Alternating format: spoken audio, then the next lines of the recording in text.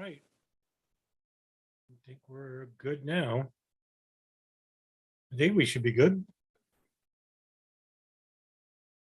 And there we go. All right, so here we are. Now, I feel bad because one, I had to end the live stream because it didn't allow me to share the screen, and two, I needed to share the screen so you could see the congressional inquiry as it's being played. What I wanted to do was basically share the screen with you so you could see for yourself regarding what's being played. And what I want to talk about is the two congressional inquiries regarding the National Commission on Terrorist Attacks and the Joint House Intelligence Committee on the terrorist attacks, the two congressional inquiries regarding the September 11th attacks. And I think it's important to talk about these in context. And what I want to do is I want to share a video with you and then play the video and talk about it afterwards, about what is missing or what is wrong with the statement made in the video. Now, I have a couple of videos lined up and ready to go regarding what I wanted to share. So what I'm going to do is basically play some videos, and then we'll go from there. So the first one is from the Joint House Inquiry, and this is regarding a detailed analysis of Osama bin Laden threat report update, which wasn't updated since 1997. And so this is old information regarding bin Laden. And this is problem number one of many problems that we're going to see. So let's watch the video together and see what's going on. And I will indeed make myself just a little bit bigger, not too much. You don't need to see me. I'm not important. So here we go. This is the Joint House Inquiry. Okay, I think you were in the, how long were you in the CTC? You were? I've been in 7.5 years. I mean, we've been told that there was a comprehensive analysis of UBL that was done in January 1997. Correct. Were you a part of that analysis?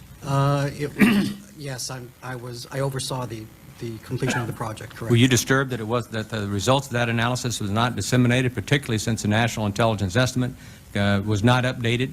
By 1997, we were still presuming, those of us who were being delivered information, we were still being told and presumed that Osama bin Laden was financing terrorism, that he was not the head of al-Qaeda. We didn't even have the information that Ms. Duran talked about with Fadl, with Junior. We didn't have that information either. Do you think it was a mistake not to disseminate the comprehensive analysis that was done in 1997? I think it was. It would have been better had we been able to get out as much of that story as possible, as quickly as possible. We were unable to. The project that that's mentioned at the time it was completed, and completed means essentially it was in draft, was not in a form that was suitable for outside consumption, and it needed to be prepared in such a fashion that it would be manageable, easily digested, and understood by the policymakers. So, okay, that's just one problem. So, look, what was he talking about here? Well, he's talking about the threat update regarding bin Laden, and that the CIA, now that the individual's name is Dr. K, he's hiding his identity. He works at the CTC Terrorism Threat Analysis Strategic Group, some group within the Counterterrorism Center. So they created a report of bin Laden in 1997, but it wasn't updated for the last 4 years, all the way leading up to the September 11th, 2001 attacks. So this is talking about Khalid Sheikh Mohammed and Osama bin Laden. So why wasn't these threat updates about bin Laden updated in 4 years? Now, he would later on go and explain that he's a subsection of the Counterterrorism Center, and that, he's just one unit in many units regarding the Counterterrorism Center, whether he got information or not. This is all about plausible deniability or basically just malfeasance. So you would think that this one subsection of the Counterterrorism Center at the CCC would basically have an updated report regarding the most important terrorist in the world at the time, Osama bin Laden. But that wasn't the case. Now, he was part of that report, and it was never updated. Now, that's a problem. And that's a problem. And that's just one of many. Now, let's go to another video that I'm going to be talking about here. And this is also from the Joint Intelligence, Joint House Inquiry. And here it is. Let's see what they have to say. I think we have to know precisely, and perhaps we have to talk to the people other than the FBI agent who is here, who confirms what our staff report says to the best of his knowledge. I think this is such an important question that if there's any difference on this from the staff report, we should hear from the CIA. And I would ask our CIA officer who is here to take that request back, and if there is a difference that officer had recollection-wise as to what happened at that meeting, whether or not she did in fact refuse to let the FBI know in June of 2001 why the CIA was tracking these two men, why they didn't say at that time that we knew that these two men had visas to the United States. The FBI still didn't know that. That still wasn't on the watch list as of June of 2001. Now, this is 16 months after the CIA knew that these men had visas to come to the United States, had entered the United States. Still, according to our staff report, there is this refusal on the part of the CIA to share this information. And this is critically important information. I think that we've got to have accountability in this system. And that failure is massive. And if that information should have been shared, and should have been shared a lot earlier, and if watch lists should have been entered, and if FBI should have been notified, which it seems to me it's clear all that should have happened, then we've got to know who is responsible for those failures. If we're going to really break down walls, real and imaginary, I think we have to. Okay, so what is he talking about here? Well, he's talking about two individuals who are al-Qaeda operatives, Khalid al-Mihdhar and Nawaf al-Hazmi. Both men allegedly helped to hijack American Airlines Flight 77 that crashed in the Pentagon. So the CIA, Bin Laden Issue Station, which is another unit within the Counterterrorism Center, they collected information about Khalid al-Mihdhar and Nawaf al-Hazmi. And what they did was they found out that these men had visas, and that they found this out in January of 2000. But they never told the FBI about this. Now, the two men were coming inside the United States. So that would make it a federal matter, not a matter for the CIA. Now, that was the problem right there. So the CIA ain't going to tell you that, but that was the problem, is that they didn't want the FBI to start investigating Khalid al-Mihdhar and Nawaf al-Hazmi for whatever reason. Now, they later on gave a reason, and that they were trying to flip them, make them informants inside al-Qaeda. Now, I don't know why they would ask these two guys. They don't speak English. And according to the CIA, in their own reports with the National Commission on Terrorist Attacks and the Joint House Inquiry, as well as the Inspector General report, the CIA's own Inspector General report, they claimed that they didn't have enough Arab-speaking linguists and analysts in their staffs. So I don't buy the notion that they were going to flip them. Now, I don't dismiss it, but I don't buy it. There's something more to it. And so why did they not inform the FBI about these two men entering the country and had visas? Now, they did tell them in June of 2001 at a meeting, but what they didn't tell them was that they had visas. They tell them that they were from Saudi Arabia. They had passports from Saudi Arabia, but they didn't have U.S. visas. Now, that was in June of 2001. There was another meeting with the CIA and FBI in July of 2001. And in July of 2001, a CIA analyst called Clark Shannon met with FBI, an FBI agent named Steve Bongart and Dina Corsi at Washington, D.C., and then told them, hey, yeah, there's 2 al-Qaeda subjects inside the United States. We don't know where they are. And he showed them pictures.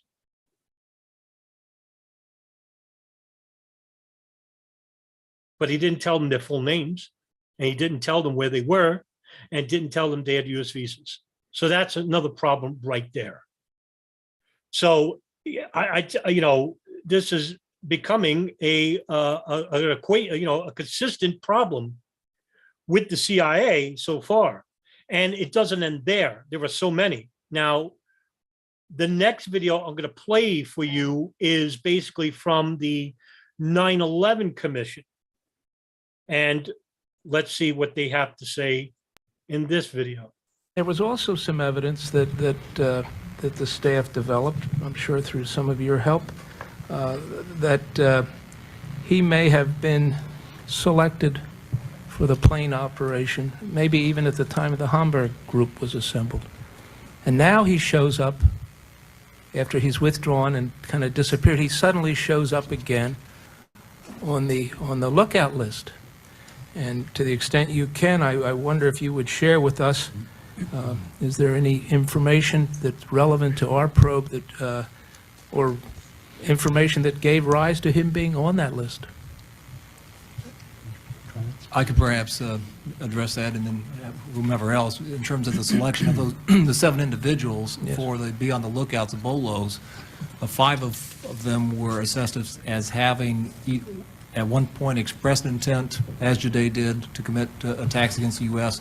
Either had language skills, aviation skills. Jade had Canadian connections that we're concerned about.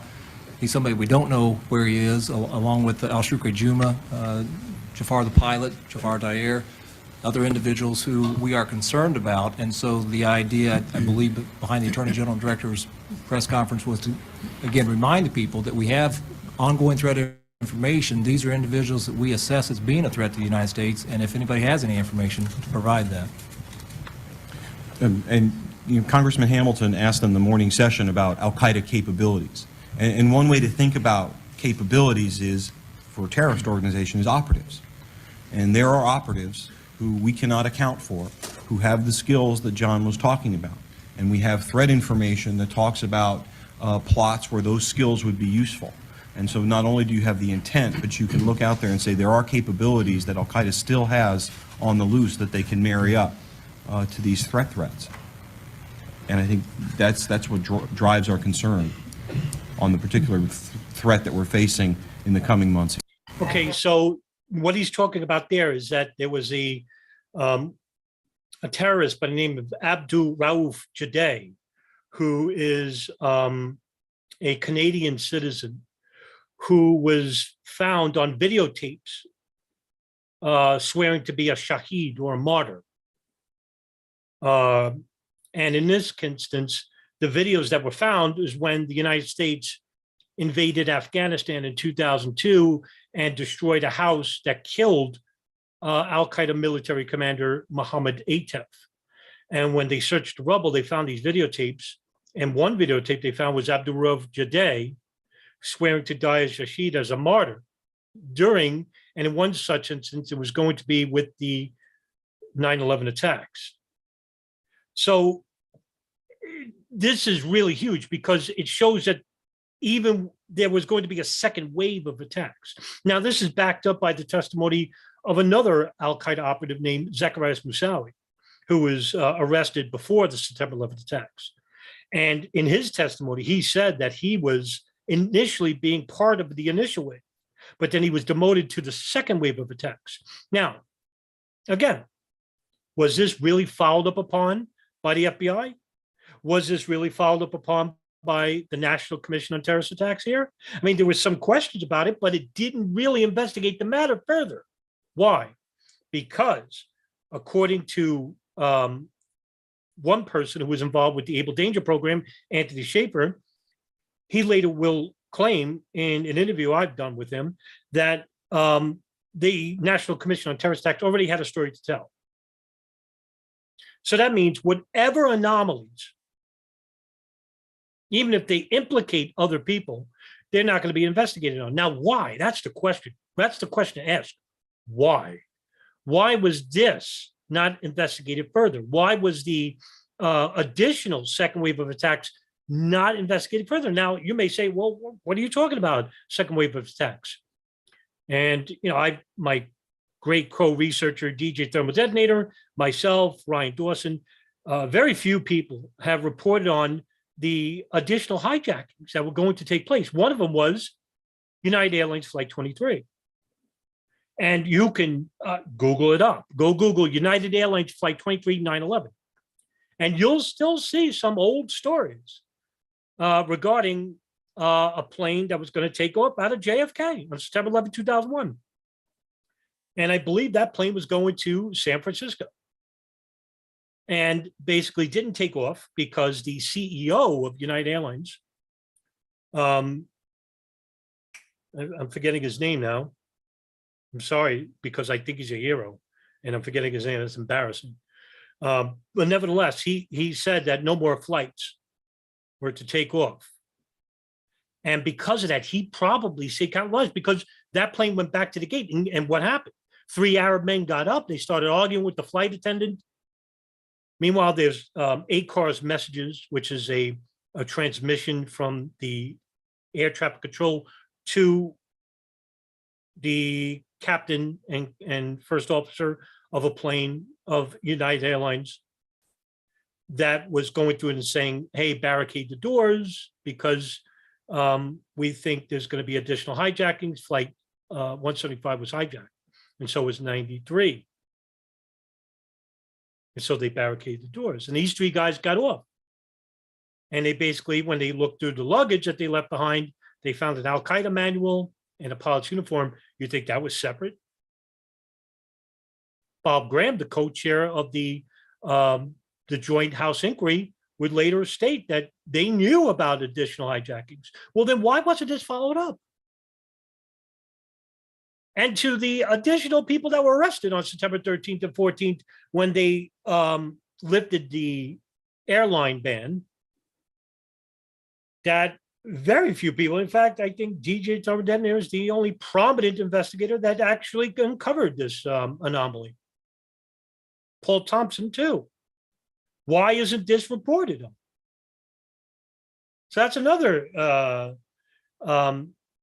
anomaly regarding the September 11th attacks that is basically ignored. And so, I don't want to keep harping on the subject, but let's continue because there's so much more to show you. One final question. Again, Secretary Wolfowitz, this is, again, to be fair, and I want to shoot straight with you on this. We have Mr. Clark coming up tomorrow, and he has a reference in his book to an April 30th deputies meeting where he claims, and we want to know if this is accurate or not so that we can ask him the direct questions tomorrow. He claims that in this meeting, when they're talking about a plan to go forward to go after bin Laden and Al-Qaeda, that you brought up the subject of Iraq. And that you said you put too much attention on Iraq as a sponsor, as a state sponsor of terrorism, and not enough emphasis on Al-Qaeda as a transnational sponsor of terrorism. Right. I have just two comments or two questions on that. One would be, is that fairly accurate? Is his portrayal of that deputies meeting accurate at all, or accurate to some degree? And secondly, in an interagency meeting where dialogue and discussion of these things should take place, that's what the interagency process is about, isn't that where these discussions should take place? Mm-hmm. That opinions should be bounced back and forth and debate should be heated at times about the different threats to the world.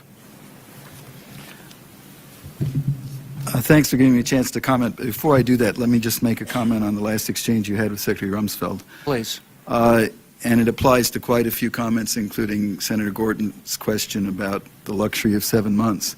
I think there's a basic difficulty of understanding what her plan really is. A plan is not a military option. Military option is to a plan what a single play in football is to a whole game plan.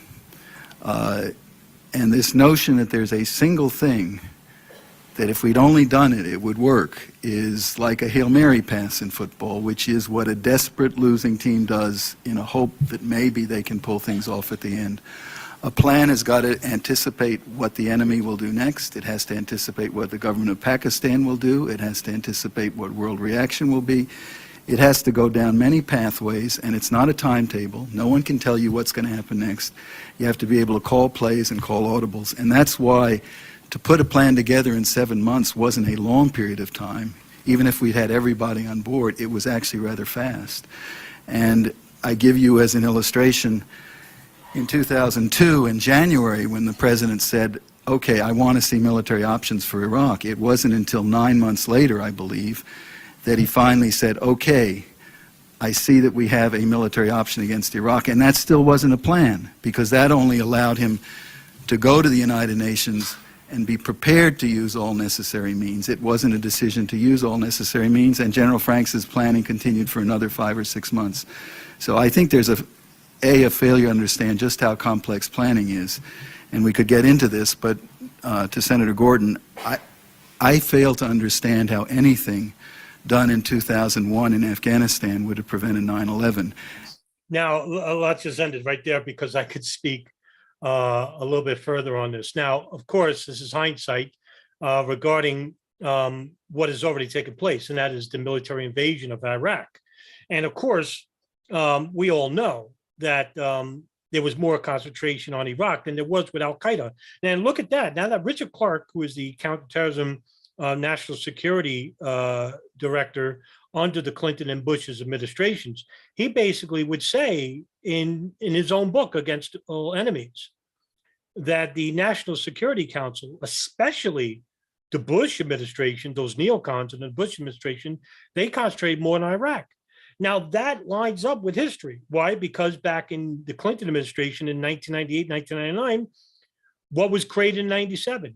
Well, the Project for New American Century, headed by Robert Kagan and William Kristol. And they created the center based upon the old precepts of what? The Paul Wolfowitz doctrine, which was, thankfully, to the New York Times, was leaked to the public about what these neocon warhawks were doing, even under the Clinton administration. They were hiding in the shadows of the Clinton administration.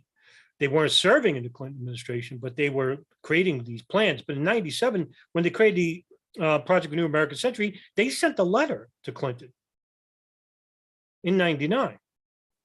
And stating in that letter, which was written by, it was signed by many people who are in the Project for New American Century, like Douglas Feith and Paul Wolfowitz, Robert Kagan, William Kristol, okay, that the Clinton administration should expand on the idea of invading Iraq because they were procuring chemical weapons, but he didn't budge. What happened? Well, Clinton came under a scandal. Whether that's directly linked or not, I couldn't tell you. But boy, is that a short timing. Very convenient. Bush administration comes in. And basically what happens? Well, they shift from the old Clinton policies. At least with Clinton, they had Richard Clark at the head of the table talking about Al-Qaeda. That wasn't the case in the Bush administration. Clark wasn't even invited to the principals meetings, where he would sit down with the leaders of the FBI, the NSA, the director of the National Director of Intelligence, and the leader of all the principals at the Pentagon, and the Secretary of Defense, National Security Advisor. No, Clark's not even there. Not even invited. And if he is invited, he's not given the primary chair to talk about Al-Qaeda and the threat. So now we have problems within the CIA about not updating or sharing information. Now we have the State Department under the Bush administration not giving Al-Qaeda any attention whatsoever, even though the flags were there in the mid-90s. So I'm trying to show you that there are multifaceted problems, not just within the intelligence, but within the State Department itself. And so that another problem. So let's play another video, and this is from the 9/11 Commission. Let's see what I have to say. About the three occasions between December '98 and mid '99, I'm particularly trying to get a handle on who and why to say, well, it was our decision.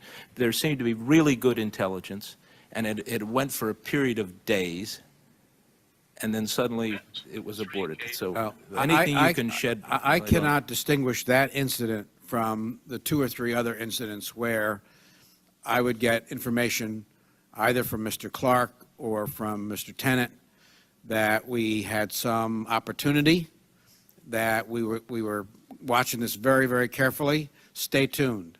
I would get then authorization from all of the principals and put the president on alert that something might be possible. In each of those cases, the director of the CIA would come back to me and say, I do not believe we have reliable enough intelligence to recommend going forward. And we did discuss it, as he said this morning. It was interactive. But there was never a situation. In which we were presented information that bin Laden was here and we didn't take it because of civilian casualties or any other reason. The only other thing I would add is I've been told that a subsequent review of that episode suggests that bin Laden never was there. I don't know whether that's true or not.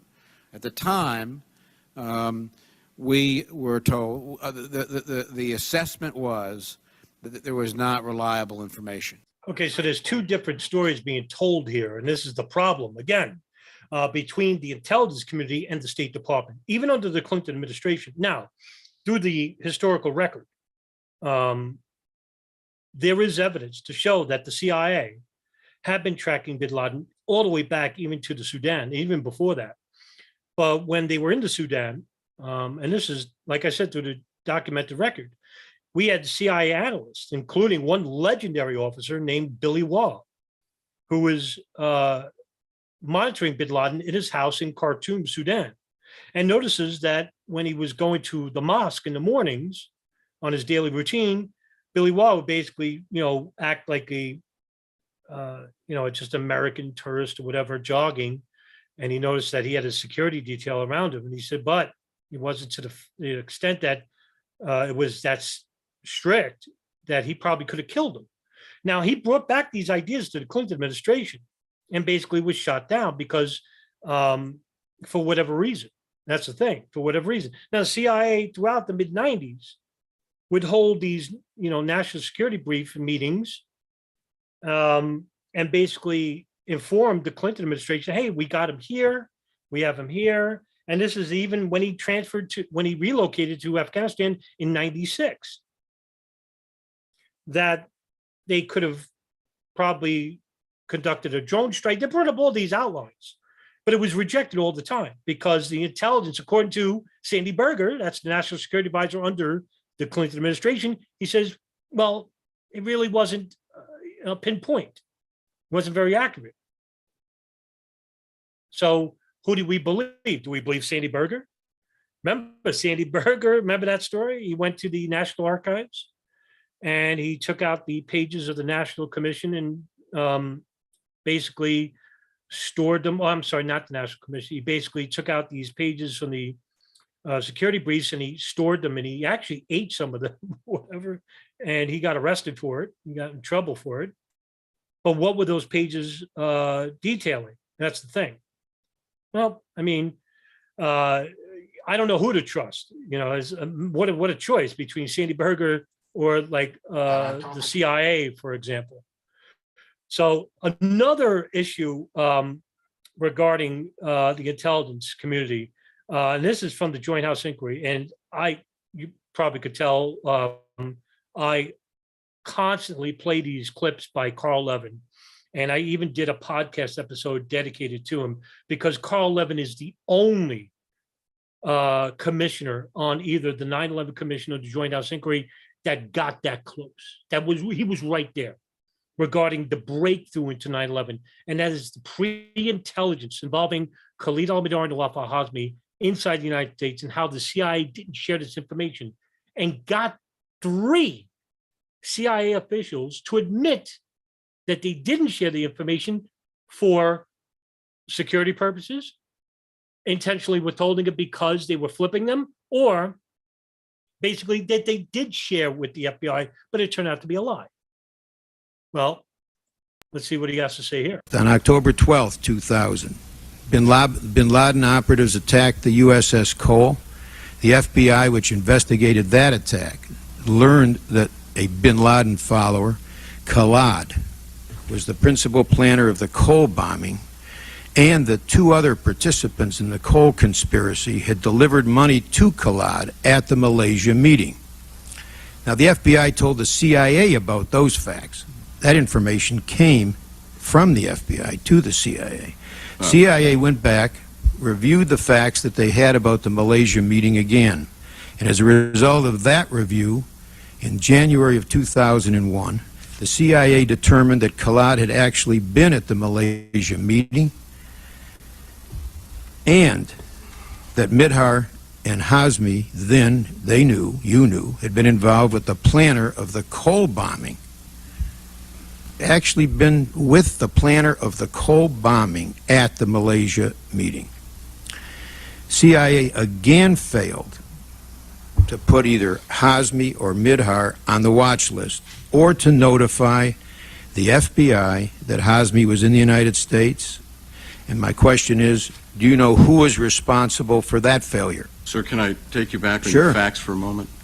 First of all, in terms of the identification of Khalid, actually it was the FBI who provided the information to us, because we were in a joint meeting at the time at a third country, because we were running a joint case with somebody who identified Khalid. Right here. And indeed, because this is hilarious. He is saying that the FBI provided that information to them. They knew about the information, and they knew since January of 2000. Fascinating. in January of 2001, the legal attaché from this third country writes messages to both our headquarters that after having been shown the surveillance photos of Kuala Lumpur, he made an identification of Khalid. So at that point, sir, both the CIA and the FBI know that Mihdhar was in Malaysia, right here, and that in this time period, and that Khalid was in Malaysia at this time period as well. Now that's irrelevant to my point. What you did not notify the CIA of at that point. No, the FBI. Excuse me, but you did not notify, thank you, the FBI of at that point, is that you knew that Hazmi was in the United States. That's correct, sir. That's January now of 2001, another failure. Sir, there are 3 instances, as I note in my testimony, on 3 separate occasions. I know. My question, do you know who was responsible to notify the FBI at that time? I don't, but I'll find out. And I'll tell you who that was, Michelle Ann Casey, who is actually a CIA analyst in charge of the Yemen Hub investigation, the Yemen Hub, which is the Al-Qaeda communications hub based in the capital of Sana'a in Yemen. And she was in charge of she was the lead manager of investigating for the Counterterrorism Center in the CIA. And, here we have a huge intelligence lapse right here from the CIA, basically saying that the information about Khalid al-Mihdhar Nawaf al-Hazmi came from a terrorist named Khalid, who is Walid bin Attash, who's currently in Guantanamo. And he was also connected to the Cole bombing. But the information, now this is huge because the information is coming from the CIA's own investigation into the Yemen Hub, which was also being monitored by the NSA. And the NSA is the biggest agency of all because they're listening to the phone calls of the Yemen Hub and bin Laden's satellite phone. So they heard everything. Now, the CIA knew about Khalid al-Mihdhar and Nawaf al-Hazmi because they were going to a high-level summit in Malaysia of leading al-Qaeda and terrorist-affiliated groups. Now, at least, like Carl Levin said, at least the CIA informed the FBI about that because, hey, listen, we can get information from them that'll be helpful for us, but we're not going to share anything with them in the process, right? You would think everybody would be on the same page, but they're not. And this is the point. And Carl Levin is so big in these inquiries. I mean, he's the only one that got so close to breaking it. And yet nobody talks about it. I mean, just it's huge.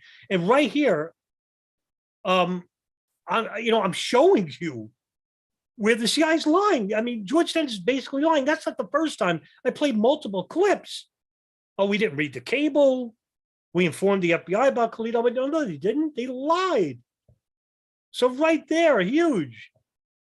And yeah, and let's continue going down that road because this, I mean, right here is the precipice of the 9/11 investigation is right here.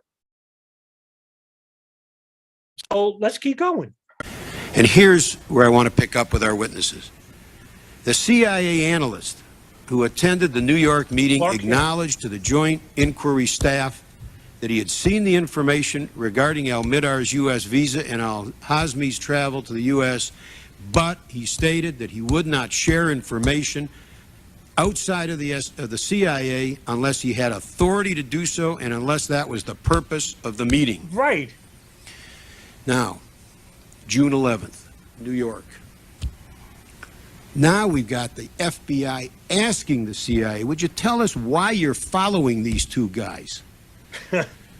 And according to the CIA analyst, to our staff, unbelievable, that information was denied. Why? Because no authority to do so, unless that's the purpose of the meeting. Unbelievable. So I'll ask our CIA officer, as far as you know, is our staff report correct? I would. The guy speaking is Tom Wilshire. He is the deputy chief of of Bin Laden Issue Station, Alex Station. He's second in command. Richard Blee is the chief of Alex Station. He's the second in command. He's hidden behind a partition. The whole staff report? No. What I read to you. Could I just limit my comment to the June 11th meeting for right now? Just on that. Okay. Is that correct, what I just read? I would, first of all, I would distinguish between one CIA officer saying, I don't feel comfortable with sharing this information with a particular FBI individual from the entire corporate body of the CIA and its policy. The second thing I would say is that the CIA officer was Just there. ask you if this happened. Not exactly that way. Okay, so you know what? Yeah, he doesn't want to say because it basically would look bad on the CIA. Now, what are they talking about? Well, they're talking about the CIA analyst who met with the FBI in Washington, D.C. in June 11, 2001. The CIA analyst is Clark Shannon. And he goes and meets with Steve Bongard and Dina Corsi at headquarters in Washington, D.C. And that's the FBI. And so he's showing them photographs because earlier in another meeting, Margaret Gillespie, who is an FBI agent, who's on loan from Washington, D.C., she's an FBI agent, she's on loan to work with the CIA at Alex Station. And she goes back because the CIA tells them, here are some photographs taken at the Malaysia summit meeting. Just, she doesn't know who these people are. So the CIA tells her, go and ask the FBI who these people are. In other words, this is a fishing expedition. That's all this is. So she goes and with Steve Bongard and tells him, hey, do you know who these people are? And they have no idea. Who are these people? They only think about the fucking meeting, right? So, here they are. They're looking at the pictures. I mean, they tentatively know about the meeting. They don't know the details. They didn't know the CIA took pictures. They don't know where these pictures are coming from. They don't know who these people are. And so now they're angry at Margaret Gillespie saying, hey, how did you not know? You're right there at the epicenter of the CIA. So now they don't trust her. So there's a dual-edged sword. The FBI basically not, the CIA now knows that, hey, they still don't know who these people are. And not only that, now they don't trust their own agent. So Clark Shannon meets with the FBI, Steve Bongard, June 11th, shows him the photographs. Hey, who are these guys? He doesn't tell them in June 11th. Doesn't tell them. And so why can't you tell us? Because he had no authority. Now, later on, Clark Shannon would give closed-door testimony, not to the public, regarding his experience with the CIA monitoring al-Qaeda, and talked about this meeting. George Tenet is asked about this at the joint inquiry. And what is he saying? That's not what I told him. So is Clark Shannon lying? Why isn't he fired? Because Clark Shannon isn't lying. George Tenet is lying. That's why. The question is why? That's the question. Why? Right? So, all right, let's sidestep and let's talk about the 9/11 Commission again and see where this leads, because here's another huge misstep. Did you consider al-Qaeda to be a first-order threat? And particularly in the spring and the summer of 2001, how did you practice this priority? I and others in the administration did consider it a serious threat. The intelligence, correction, it goes back through history, their prior behavior, the statements that had been indicated by Senator Kerry, Sure. and the intelligence threat reports that one would read as we went along, drove one to a conclusion that they were active, that they had been successful in some attacks, and that they were planning, talking, chattering, and hoping to do various types of damage. I tried in my remarks to lay out how we addressed the concern. One level was at the National Security Council level and the planning and the process there. A second was to address the department as a whole and see if we couldn't strengthen our special forces, strengthen our agility, develop the ability to move faster, to move with smaller elements rather than large footprints, But the special ops were not used during that time period, correct? not against al-Qaeda. They were used in some other things, as I recall. So with reference to al-Qaeda, But the changes to special ops are still taking place. It'll take probably another year for the process for them to move from a supporting to a supported command requires them to develop the planning functions in key locations around the world and to rearrange themselves both with respect to their organizational structure and their equipment. Okay, so look, this is regarding the threat report updates to the incoming Bush administration in 2000. And so Tim Romer is right. He's basically saying, all right, did you give this primary information? Because Clinton administration, at least they did, but they didn't act on it. Bush administration basically says, we'll concentrate on North Korea and China, because that was their foreign policy initially heading into the year 2000. And Condoleezza Rice basically says later on that, we didn't give al-Qaeda, really a serious inclination other than that there's just this ragtag bunch led by bin Laden, because the threat reporting updates were not being shared with the State Department. And I played, the initial video for you where they basically says, Dr. K basically says, we didn't update the information regarding bin Laden since 97.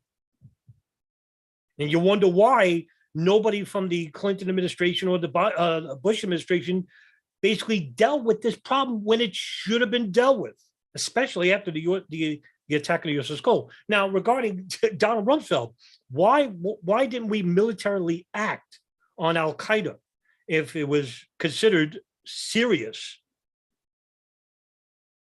to the Bush administration. Now, of course, he's saying this after the fact, saying, yeah, oh, they were number one, but not in their foreign policy guidelines. Bush administration ran on the election on Al-Qaeda? No. Bin Laden? Nope.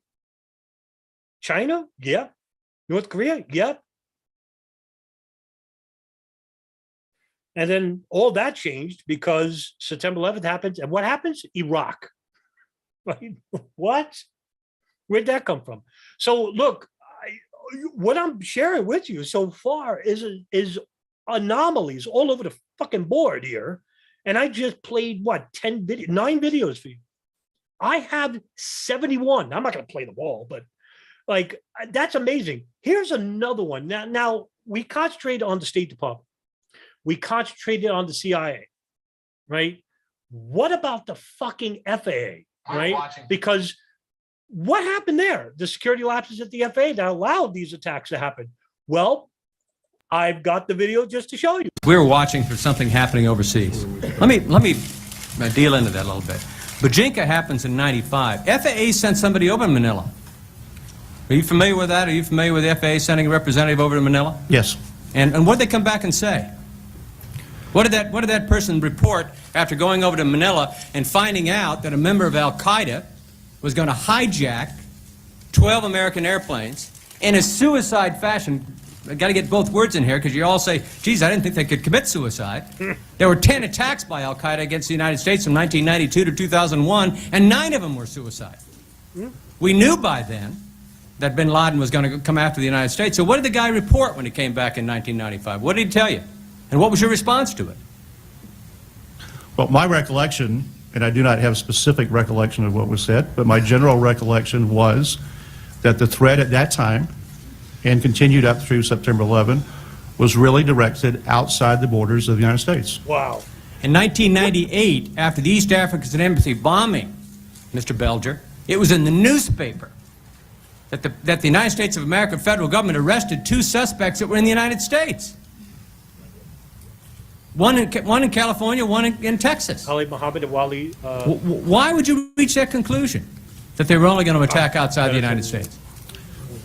The conclusion I reached, sir, was based on the intelligence information that was given to me. I mean, I can't be any more...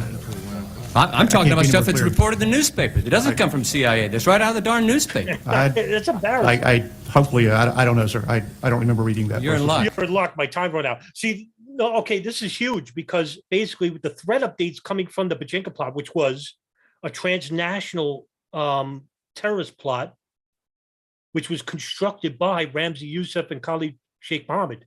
Ramzi Youssef was the alleged mastermind in the 1993 World Trade Center bombing, and Khalid Sheikh Mohammed, his uncle, who was the alleged mastermind in 9/11. Okay, so they made up this plot to bomb 12 airliners.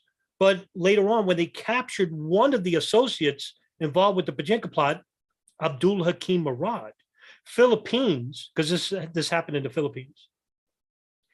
Philippines interrogated Murad after torturing the living crap out of him, but then afterwards, the lead investigator, Rodolfo Mendoza, was going to offer him a hamburger, and he basically cracked under an act of kindness and said, yeah, we were going to, the preparations were for a transnational plot that involved the bombing of 12 airliners. But that's not the real conspiracy. The conspiracy that Bob Kerry was talking about here is the second wave of the second part of that operation was that there were going to be 10 airliners that were going to be hijacked on top of this and crashing everywhere in intercontinental United States.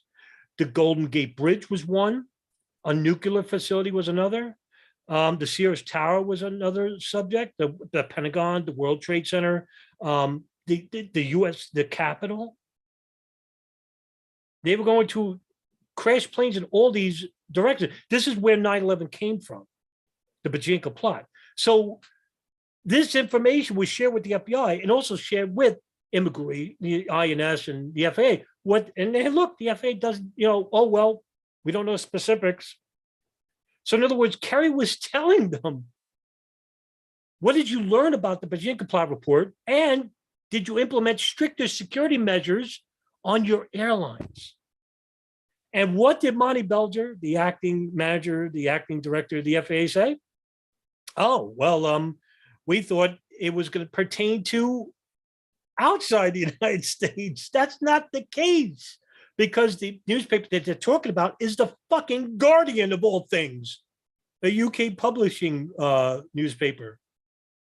When they reported on the trial of Ali Muhammad and Wadi al-Hajj, those two men that Bob Kerry said were arrested inside the United States. And they basically talked about the Bajinka plot at some extent. And when the report came back from the Philippines regarding the Bajinka plot, the jig was up. Hey, listen, they're going to attack the United States using airliners. This is 1996. This is huge. 5 years before 9/11 attacks, nobody gave it any attention. All right, now what about fucking NORAD? Because, hey, listen, we covered all these grounds.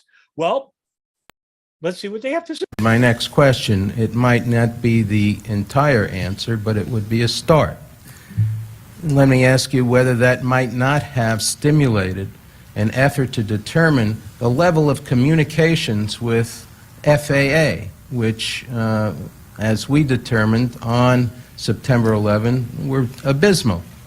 Would that not have also stimulated you? Had you thought about the information, had you received it? Unreal. About an internal threat involving the United States airspace, involving the hijacking of commercial airliners by a suicide hijack? Certainly possible, and you just can't take hypothetical situations and say what you would have done in hindsight. I mean, obviously, we got pretty good hindsight at this point.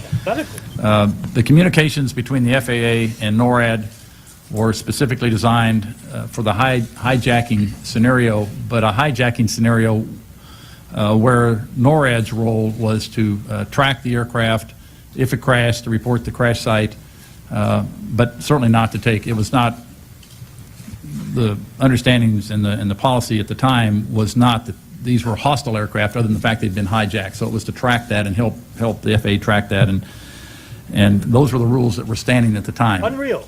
If we'd had definitive information, I think we would have probably taken steps to...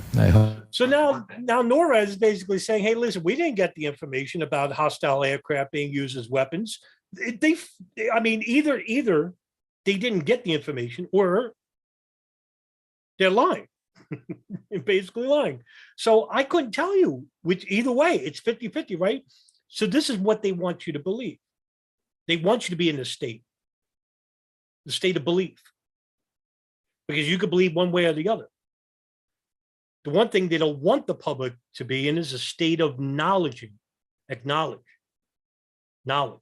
information, a yes or a no, because we can act on it and we know, right? So as long as you don't know what's happening, or you could believe whatever you want, you're in a state of paralysis. So this is huge, because now NORAD is basically saying, hey, listen, we didn't get any threat updates about hijacking aircraft and using it inside the United States as the weapon itself.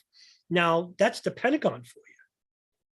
You're telling me they didn't get the Bajinka report updates?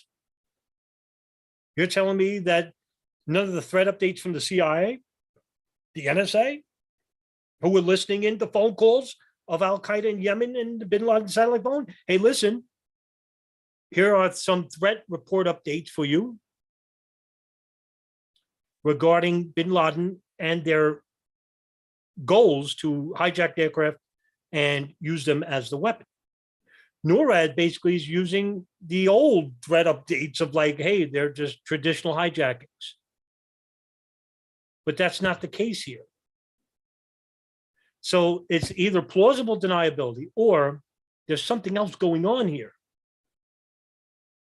that we don't know about. And I'll end it with probably one of my favorite clips, and it's infamous in its own right, regarding the information of Khalid al-Mihdhar and Nawaf al-Hazmi inside the United States.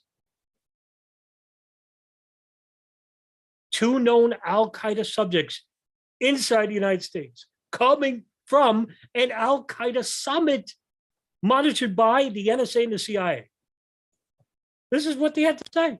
This is the CIA, by the way. I was not notified of the fact that an al-Qaeda operative now was known in March of the year 2000 to have entered the United States. Why was the CIA? Why did the CIA not specifically notify the CIA? That's my question. The FBI. Sir, if we weren't aware of it, when it came in the headquarters, we couldn't have notified it. Nobody read that cable in the March timeframe. So that the cable that said that Hazmi had entered the United States came to your headquarters, nobody read it. Yes, sir, it was an information-only cable from the field. Nobody read that information-only cable. Should it have been read? Yes, of course, in hindsight. And should it have been read at the time? Of course it should have been read. All right, my question is, do you know who should have read it?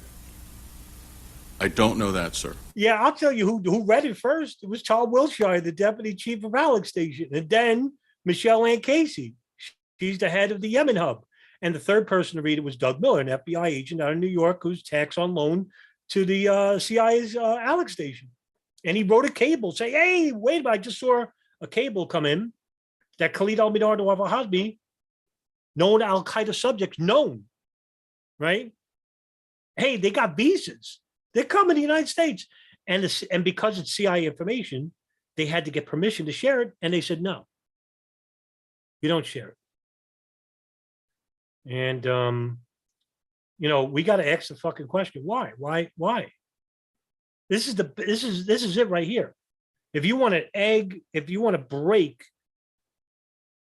the case of 9/11, let's start right here. Right. I mean, I don't know why it took 22 fucking years to do this. This is amazing criminality here, but nobody talks about it. And that's the problem. This is the reason why I do videos like this and why I keep harping on the subject and why I specify the CIA and the joint inquiry regarding the NSA. Hey, the National Commission and the Joint House Inquiry, was everything wrong about those reports? No. Was everything right about those reports? No. There was a ton missing. There was so much missing. They didn't report on the additional hijackings. They didn't investigate that. They didn't investigate the Israeli intelligence rings that were inside the United States. They didn't report on the Saudi intelligence rings, Omar al-Bayoumi, Osama Basnan, Fahad al-Tamari. That wasn't in the reports of the Joint Inquiry or the 9/11 Commission. It was covered up. So there you have it. And there's your crime of 9/11. It's not that the 9/11 Commission or that the Joint House Inquiry or the Pent Bomb report from the FBI or Operation Encore, which, by the way, I'm still reading those files. It's not that they were wrong. It's what they got missing. And in order to do that, you must do your due diligence and report on this, investigate this on your own, and come to your conclusions. And those conclusions have to be without bias. Because if you're reporting on bias, you're only looking at information that agrees with that worldview. And you're no longer an investigator. You're a hobbyist. Or you're just like the federal government. You're unwittingly doing the service of the government by procuring information which is leading to fringe conspiracies that basically cover up the anomalies I just showed you here today. And I'm not the only one. I'm at Special, Ryan Dawson, DJ Thermodetonator, Robbie Martin, Kevin Fenton, Paul Thompson, John Gold, you know, the new kids like Sean Russell and Darren Harvey and Project for New American Century. Thank goodness for them. You know, reporting on this all the time. But there's very few of us, and, you know, we're, you know, 9/11 is becoming an afterthought. That's my worry. And you know, I don't blame it because, you know, we got bigger problems, but everything that's happening after 9/11 is a ripple effect of 9/11, believe it or not. And it basically could be traced back to it. So I'm going to end the video from here because really nothing more can be said from what I showed you. And I only played, what, 10, 11 videos. I have over 70 of those clips. And you can look for them yourself. Now I'm uploading a lot of those clips on YouTube and Odyssey, but you could look at those clips. You could look at the commission yourself and join House Inquiry and see for yourself what wasn't talked about and what was covered up. So thanks for coming, guys. All right. And